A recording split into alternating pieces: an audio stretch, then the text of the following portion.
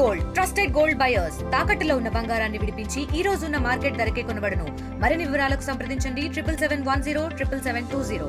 ఈరోజు 1వ తారీఖు పేదల దినోత్సవం అని రాష్ట్ర ప్రభుత్వం రాష్ట్రం అంతా కూడా 1వ తారీఖున ప్రతి శాసనసభ్యులు ప్రతి మినిస్టర్ కానీ లేకపోతే ఈరోజు ముఖ్యమంత్రి వాళ్ళు కానీ ఈరోజు అందరూ కూడా 1వ తారీఖున గ్రామాల్లో ఉండి గ్రామాల్లో పర్యటించి గ్రామ ప్రజల తాలూకు కష్టకాలు తెలుసుకోవడమే కాకుండా పేదలందరికీ కూడా ఎవరికైతే పెన్షన్ ఇవ్వాల్సిన పరిస్థితి ఉందో వాళ్ళందరికీ కూడా పెన్షన్ ఇవ్వడం పెద్ద ఎత్తున రాష్ట్రం అంతా చేస్తున్నాము. మరి ఈరోజు నేను బొండపల్లి మండలం గజపతినగర్ నియోజకవర్గం బొండపల్లి మండలంలో కొత్తవలస విలేజ్లో ఈరోజు సుమారు 420 పెన్షన్స్ డిస్ట్రిబ్యూషన్ జరుగుతుంది. దాని నిమిత్తం ఇక్కడ రావడం జరిగింది.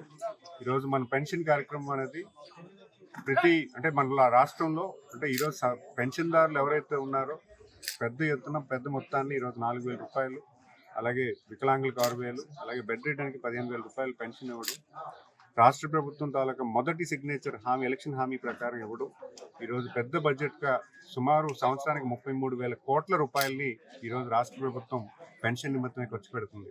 మరి అంత పెద్ద అమౌంట్ ఈరోజు రాష్ట్రంలో గ్రామాల్లో ఎవరైతే పెన్షన్దారులకు ఇవ్వడం అనేది చాలా మరీ ముఖ్యంగా. ఎందుకంటే ఈరోజు చాలా ఇబ్బంది అయిన సిచ్యువేషన్లు గ్రామాల్లో నెలకొంది. మరి ఈరోజు అంటే వాళ్ళు ఓల్డేజ్ పెన్షన్ అవ్వచ్చు, వికలాంగులు అవ్వచ్చు, వీళ్ళకి సహాయం చేయడం అనేది మరీ ముఖ్యంగా చాలా అవసరమైన నిమిత్తం కాబట్టి గౌరవ ముఖ్యమంత్రులు చేయడం మనందరూ కూడా సంతోషం వ్యక్తం చేస్తున్నారు. మరి ఈరోజు గ్రామాల్లో కూడా తిరుగుతుంటే ఈరోజు ఈ గ్రామానికి సుమారు 1 కోటి రూపాయల వర్కులు ఎన్ఆర్జీఎస్ ద్వారా ఈ గ్రామానికి చేయడం జరిగింది. ఎందుకంటే చాలా రోడ్స్ వాళ్ళు ఫుల్ఫిల్ చేసుకున్నారు.